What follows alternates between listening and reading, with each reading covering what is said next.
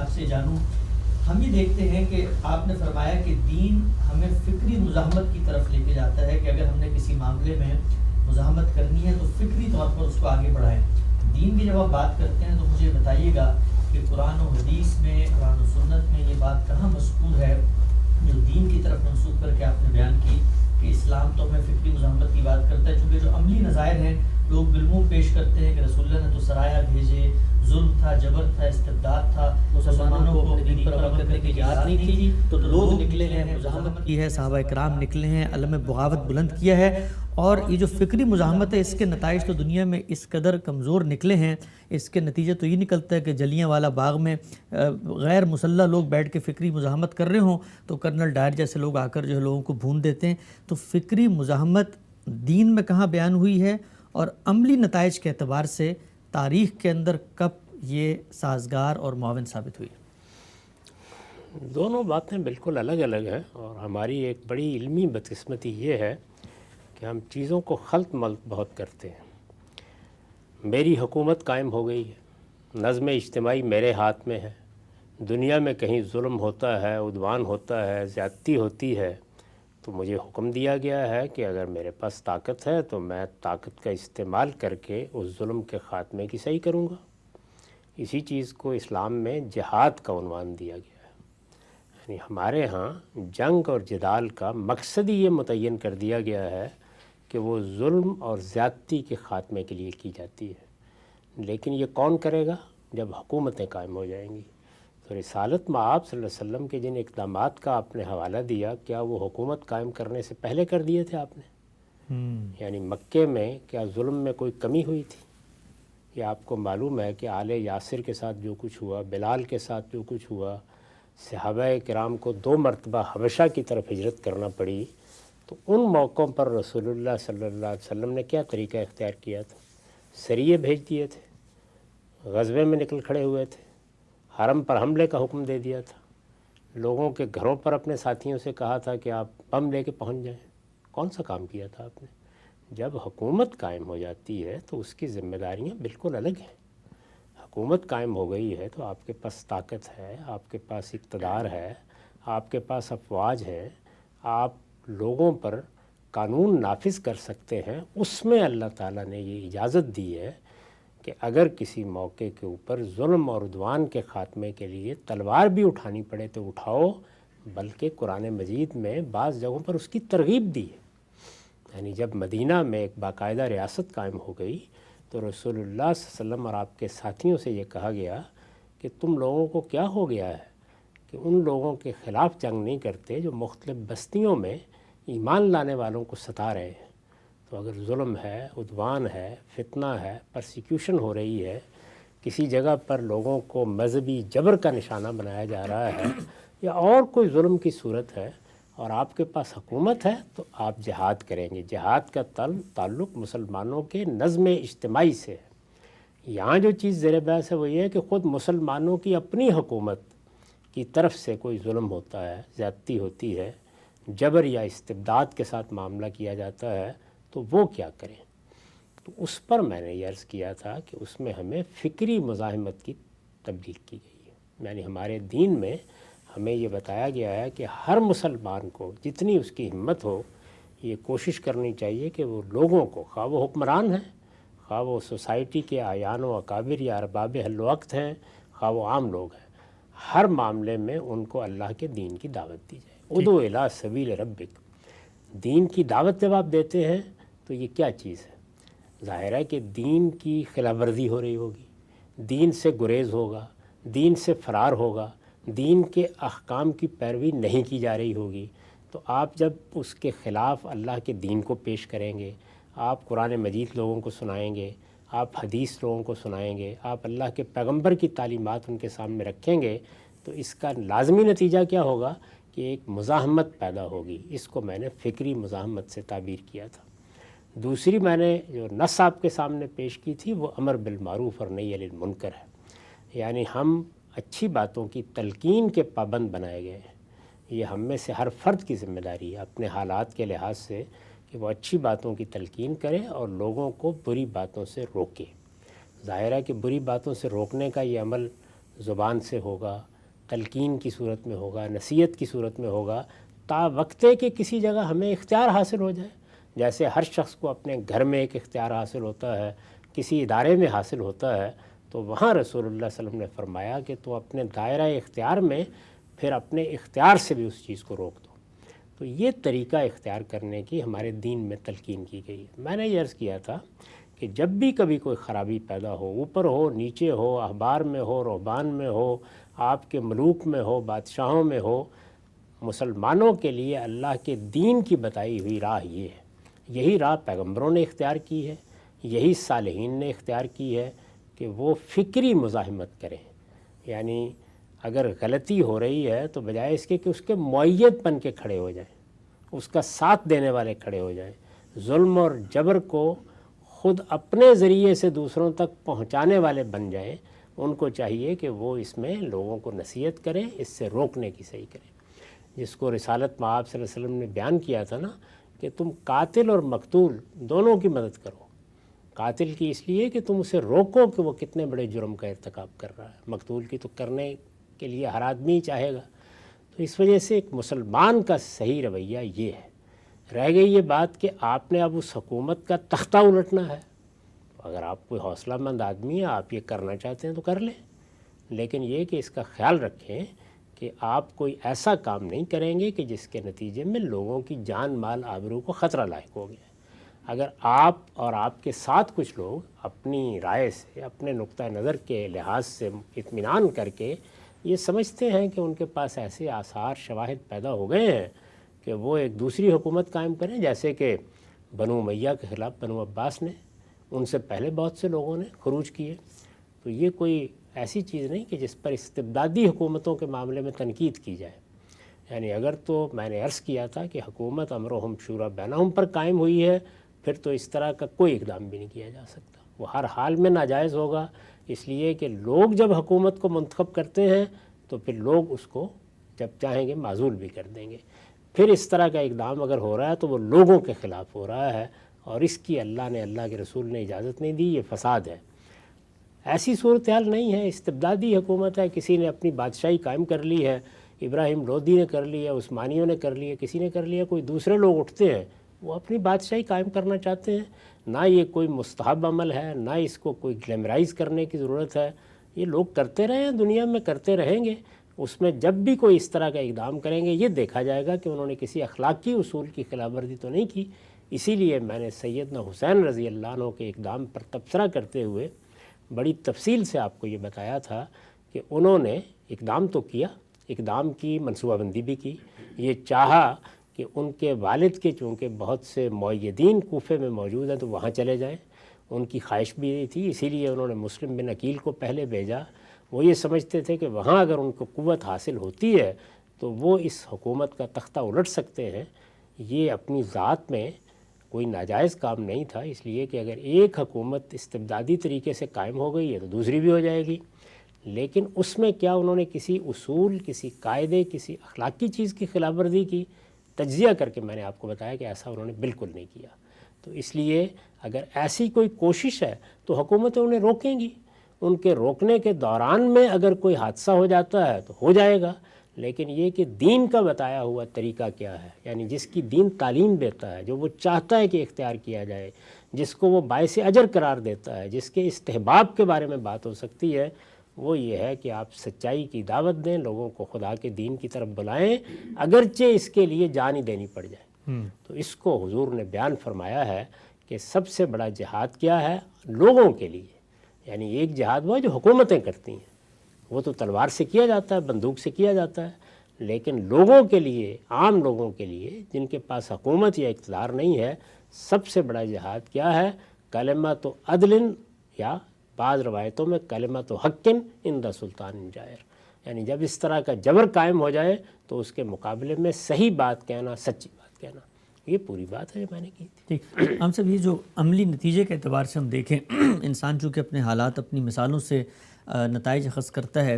ہمارے پڑوس ملک افغانستان میں کہا جاتا ہے جی عالمی استبداد آیا. اب دو طریقے تھے. ایک تو یہ تھا کہ آپ کی اس پوری گفتگو، پورے نظریے کو سامنے رکھ کے وہاں کے عوام بیٹھتے، فکری جدوجہد کرتے، تعلیم تربیت کرتے، اور پھر صدیاں لگ جاتی دوسری طرف وہ اٹھے، انہوں نے مسلح جدوجہد کی اور 45 ممالک کے اتحاد کو ملک سے بھاگنے پہ مجبور کر دیا. تو عملی اعتبار سے تو وہ جو اقبال نے بات کی تھی کہ فضائے بدر پیدا کر فرشتے تیری نصرت کو اتر سکتے ہیں گردوں سے قطار اندر قطار اب بھی، تو عملی نتیجے سے تو مسلح جدوجہد زیادہ کارگر نظر آتی ہے. اس میں کتنے سال لگے؟ 20 سال آپ نے بتایا ہے. چند گھنٹے لگتے اگر اس اصول کو مان لیا جاتا کہ یہاں پر انتخابات ہوں گے اور اس کے لحاظ سے حکومت قائم ہو جائے گی. جو لوگ آپ کے اوپر حملہ کرنے کے لیے آئے تھے وہ پہلے دن سے یہی کہہ رہے تھے. انہوں نے یہ کیا بھی، ایک دستور انہوں نے بنا دیا، اس کے تحت انہوں نے انتخابات بھی کرا دیے. تو آپ اگر انتخابات کے طریقے سے افغانستان میں حکومت کی تبدیلی کے لیے تیار ہو جاتے تو اس کی کوئی ضرورت نہیں تھی. تو اس میں 20 سال صرف کرنے کی کیوں ضرورت پڑی؟ اس لیے کہ آپ اپنی حکومت قائم کرنا چاہتے تھے. تو اپنی حکومت قائم کرنے کے لیے لوگ پہلے بھی جدوجہد کر رہے تھے، آپ نے بھی کر لی. کوئی مذہبی جذبے سے کر لیتا ہے، کوئی قومی جذبے سے کر لیتا ہے، کوئی کسی اور جذبے سے کر لیتا ہے. آزاد ہند فوج بھی تو لوگوں نے بنائی تھی نا. اسی طریقے سے اور بھی بڑے اقدامات کیے تھے. لیکن پھر آہستہ آہستہ ہندوستان کی قیادت نے اس بات کو سمجھا اور مسلم لیگ اور کانگریس دونوں نے یہ فیصلہ کیا کہ وہ قانونی ذرائع سے جدوجہد کریں گے، جس کو مہاتما گاندھی کہتے تھے کہ عدم تشدد کے اصول پر جدوجہد کریں گے. تو اگر آپ انتخابات کے اصول کو جب دنیا میں مانا جا چکا ہے، جس پر حکومتیں بن رہی ہیں، جس کے تحت دساتیر بنتے ہیں، قبول کر لیتے تو اس کی کوئی ضرورت نہیں تھی. تو یہ تو آپ نے اپنی حکومت قائم کرنے کے لیے کیا ہے. یہ وہی کام ہے جو اس سے پہلے بھی لوگ کرتے رہے ہیں. اس میں کون سا نیا کام ہے؟ ابھی بہت سے لوگ شاید آپ کے ملک میں بھی یہ کرنا چاہ رہے ہوں گے، اور جن لوگوں کے پاس ہمارے ہی دیے ہوئے ہتھیاروں سے ایک قوت آتی ہے وہ کر ہی لیا کرتے ہیں یہ کام. تو اپنی حکومت قائم کرنے کے لیے جو کچھ کرنا چاہتا ہے وہ اس کے لیے خود جواب دہ ہے. لوگوں کے اندر تبدیلی لانے کے لیے اس زمانے میں اگر جمہور کا طریقہ اختیار کر لیا گیا ہے تو پھر آپ کو اسی کی پیروی کرنی چاہیے. اور اگر کسی جگہ استبداد موجود ہے تو وہاں جائیں، وہاں جدوجہد کریں. میں نے مثال دی تھی کہ اس وقت بھی مسلمان ملکوں میں بہت سی جگہوں پر ملوکیت قائم ہے. تو میں نے تو نہیں دیکھا اس پچھلے 100 سال میں اقامت دین کے داعی ہوں یا انقلاب کے داعی ہوں، انہوں نے جا کے وہاں حرم میں جمہوری حکومت قائم کرنے کی جدوجہد کی. ٹھیک. تو اس لیے جو بات ہے اس کو وہاں رکھیے. یعنی ایک ہے ہمارا دین کیا کہتا ہے. دین تو قرآن اور حدیث میں بتائے گا کہ وہ کیا کہتا ہے. وہ تو یہی کہتا ہے کہ دین کی دعوت دو، امر بالمعروف اور نہی عن المنکر کا طریقہ اختیار کرو، اور سچی بات کرو، صحیح بات کرو، ظلم کے خلاف کرو، استبداد کے خلاف کرو. اگر کوئی غلطی ہو رہی ہے تو تنقید کرو، خواہ اس کے لیے تمہیں اپنی جان دینی پڑ جائے.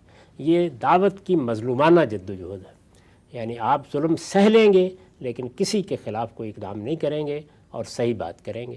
باقی رہ گئی یہ بات کہ ایک آدمی، میں پہلے بیان کر چکا، کہتا ہے جی میں بڑا عالم بنوں گا. ایک آدمی کہتا ہے کہ میں اپنی حکومت قائم کروں گا. کر لے. اس میں تو صرف یہ کہوں گا کہ آپ کسی اخلاقی اصول کی خلاف ورزی نہ کریں. اور میرا جن لوگوں کی آپ نے مثال دی ہے ان پر بھی ہمیشہ یہ اعتراض رہا کہ وہ اس اخلاقی اصول کی خلاف ورزی کر رہے ہیں جب دنیا میں اس کا راستہ موجود ہے اور باہر سے آنے والی قوتیں بھی اس راستے کو قبول کرنے کے لیے تیار ہیں، بلکہ آگے بڑھ کر خود اس دستور کو بنانے، اس کے مطابق انتخابات کرانے کے نظائر پیش کر چکی ہیں.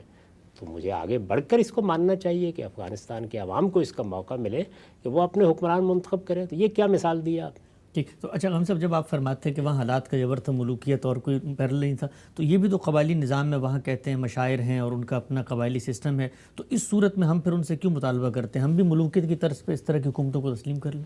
دیکھیے بات یہ ہے کہ اس وقت، یعنی اس وقت ہم نے کیا کہا؟ ہم نے یہ کہا کہ اس وقت دنیا کے اندر ایک بڑی سلطنت کو کس طرح سے جمہوری اصولوں پر چلایا جائے اس کی کوئی نظیر موجود نہیں تھی. ٹھیک. تو ادھر یہ پیش کیا نا. اب بھی موجود نہیں. اب تو ہے. یعنی اب بھی موجود نہیں. دنیا میں دسیوں دساتیر بن چکے ہیں، دسیوں طریقے ایجاد ہو چکے ہیں. آپ کے پاس پڑوس کے ملکوں میں وہ حکومتیں قائم ہو چکی ہوئی ہیں. اب لوگوں کو کس اصول پر آپ محروم رکھیں گے؟ اور اگر فرض کر لیجئے کہ کوئی دوسرا نظام لانا ہے تو پھر اس کے خط و خال بتائیے وہ کیا نظام ہوگا. یعنی وہ ملوکیت ہوگی، وہ ون پارٹی گورنمنٹ ہوگی، کیا چیز ہوگی؟ بتانا چاہیے نا. یا کوئی ایک گروہ ہوگا اور وہ کہے گا کہ بس ہم نے قبضہ کر لیا ہے. تو ایک فرد نے کر لیا، ایک خاندان نے کر لیا، ایک گروہ نے کر لیا.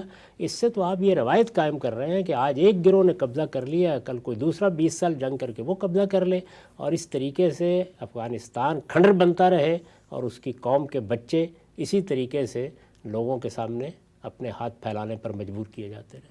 یہ بڑی عبرتناک صورتحال ہے. ٹھیک، آگے بڑھاتے ہیں ہم سب اس موضوع کو. یہ جو بات بنیادی نقطہ زیر بحث آیا کہ جی حق پر کون تھا، سیدنا علی یا سیدنا امیر معاویہ، جو آپ نے فکری جدوجہد اور دین کے تقاضے بیان کیے، تو پھر اس کے لحاظ سے تو کیا یہ نتیجہ نکالا جا سکتا ہے کہ حق پہ تو پھر وہ لوگ تھے کہ جو نہ ایک گروپ میں تھے نہ دوسرے گروپ میں تھے، خاموشی سے اپنے دائرہ اختیار میں جس کو جو بات سمجھ میں آ رہی تھی وہ کر دی، لیکن اس نے کسی جدوجہد کا عملی مسلح طور پہ مزاحمت کا سامنا نہیں کیا، پھر تو حق پہ وہ تیسرا گروہ ہوا. ایک ہی بات یہ ہے کہ میں نے ایک بنیادی نقطہ آپ پر واضح کیا تھا، اور وہ یہ تھا کہ جس وقت صورتحال سفید اور سیاہ میں تقسیم ہوتی ہے اس میں فیصلہ کرنا بڑا آسان ہوتا ہے. جب صورتحال ایسی نہ ہو، دھند چھائی ہوئی ہو، اقدامات ایسے ہو جائیں کہ اس میں فیصلہ کرنا آسان نہ رہے، تو اس میں ہر شخص کو اس کے فیصلے کی بنیاد پر متون ٹھہرانا چاہیے یا اس کو محبوب بنانا چاہیے. یعنی اس نے کیا فیصلہ کیا. تو میں نے یہ عرض کیا تھا کہ ایک گروہ اگر یہ سمجھتا تھا کہ بھئی وہاں ایک خلیفۃ المسلمین کو قتل کر دیا گیا ہے، اس کے بعد ایک خلفشار کی فضا ہے، لوگ کچھ آمادہ ہیں اور کوئی اور بڑی شخصیت ایسی موجود بھی نہیں، ایک شخصیت کے بارے میں وہاں لوگوں نے اتفاق کر لیا ہے، تو اس سے ایک حکومت قائم ہو گئی ہے. تو اس کا ایک محل ہے، یہ بات قابل قبول ہو سکتی ہے. اس وجہ سے ان کے اس اقدام پر بھی یہ تنقید کرنا ضروری نہیں ہے کہ ان کو کوئی حق نہیں تھا، انہیں ہر حال میں انتظار کرنا چاہیے تھا. یعنی ایک صورتحال میں ایک اقدام آپ کرتے ہیں اور نیک نیتی سے کرتے ہیں. دوسرے گروہ کے پاس بھی، اور یہ تیسرا گروہ جس کا آپ نے ذکر کیا ہے، وہ بھی کوئی شبہ نہیں کہ بالکل صحیح جگہ پر کھڑا ہے اپنے لحاظ سے. وہ اس جگہ پر کھڑے ہیں کہ نہ ادھر صورتحال واضح ہے نہ ادھر صورتحال واضح ہے، تو ہم لوگ اس میں کیوں لوگوں کا خون بہائیں. تو انہوں نے رسول اللہ صلی اللہ علیہ وسلم کی ان ہدایات کو اس موقع پہ پیش نظر رکھا کہ جب مسلمانوں کا ایک نظم اجتماعی نہ رہے، جب مختلف گروہ ایک دوسرے کے ساتھ برسر جنگ ہو جائیں، تو تم اس سارے خلفشار سے الگ ہو جاؤ. اس حدیث میں آتا ہے نا کہ اس موقع کے اوپر اعتزل تلک الفرق کلھا، ان تمام فرقوں اور گروہوں سے جو آپس میں جنگ کر رہے ہیں الگ ہو جاؤ، جنگل میں جا کے تمہیں کسی درخت کی جڑ ہی کیوں نہ چبانی پڑ جائے. تو انہوں نے یہ طریقہ اختیار کیا. آپ کہہ سکتے ہیں کہ شاید سب سے بہتر فیصلہ انہی کا تھا، لیکن دوسرے دونوں گروہوں کے پاس بھی اپنا اپنا عذر موجود تھا، اور ہمیشہ یہی کرنا چاہیے. یعنی آپ ایک خارج میں کھڑے ہو کر جب فیصلہ کرتے ہیں تو اس وقت سیاہ سفید الگ نظر آنے چاہیے. جب دھند چھائی ہوئی ہو تو جو فیصلہ کر رہا ہے یہ جاننے کی کوشش کرنی چاہیے کہ اس کے فیصلے کی بنیاد کیا ہے. باقی رہی یہ بات کہ کسی نے بدنیتی سے فیصلہ کیا ہے، اس کے راز قیامت میں کھلیں گے، اس پر کوئی تبصرہ ہمیں یہاں کرنے کی ضرورت نہیں ہے، اور اس سے اجتناب کرنا چاہیے. اور یہ ہمیں اللہ نے روکا ہے، قرآن مجید میں روکا ہے کہ اجتنبوا کثیرا من الظن ان بعض الظن اثم. ہمارا کام یہ ہے کہ ہم ظاہر کے لحاظ سے جس حد تک کسی کا کوئی عذر تلاش کر سکتے ہیں اس کو تلاش کرنے کی صحیح کریں. یہی تعلیم دی گئی ہے. ٹھیک، آگے بڑھتے ہیں. ہم سے بھی بتائیے گا کہ سیدنا امیر معاویہ کے چند اقدامات زیر بحث آئے. ایک بڑا اقدام جس کو کہا جاتا ہے کہ معاہدہ ہوا سیدنا حسن کے ساتھ ان تمام نزاعی صورتحال کے بعد، جنگوں کے بعد، قتال کے بعد، اور سیدنا امیر معاویہ کے بارے میں جو ان کی بعد میں اقدامات ہوئے یزید کو جانشین بنانے کے حوالے سے ایک بڑا سوال یہ اٹھایا جاتا ہے کہ ایک لکھی ہوئی بات، ایک متعین بات، ایک باہمی اتفاق رائے سے طے ہونے والی بات پر بھی عمل نہیں کیا گیا.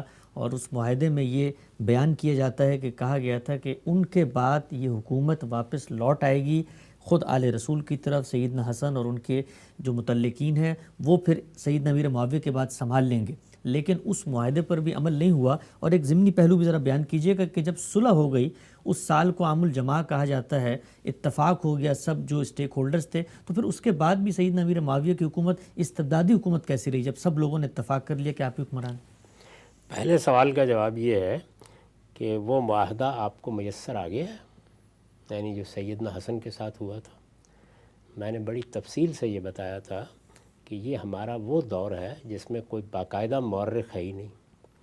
باقاعدہ مورخ ہوتا تو کیا کرتا؟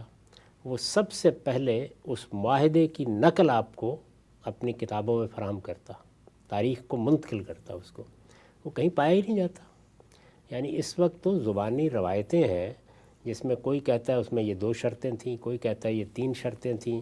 اہل تشیع اس کی کچھ اور شرطیں بیان کرتے ہیں، اہل تسنن اس کی کچھ اور شرطیں بیان کرتے ہیں. قدیم مورخین کوئی اور شرطیں بیان کرتے ہیں، اس میں سے کچھ چیزیں مشترک نکالی جا سکتی ہیں، باقی یہی صورتحال ہے۔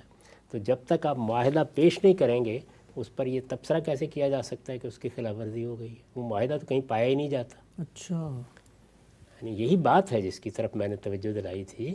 آپ یہ دیکھیے کہ منصور میں اور نفس زکیہ میں جو خط و کتابت ہوئی ہے وہ اس زمانے کے مورخ نے پوری آپ کو دے دی ہے۔ یعنی ایک تو یہ نا کہ وہ خط ہی محفوظ ہو، وہ معاہدہ ہی محفوظ ہو اصل صورت میں، کسی میوزیم میں پڑا ہوا ہے، جس طرح کے اس وقت دنیا میں جو معاہدے ہوئے ہیں ان کی آپ دستاویزات دیکھ سکتے ہیں، جا کے خود ان کو پڑھ سکتے ہیں۔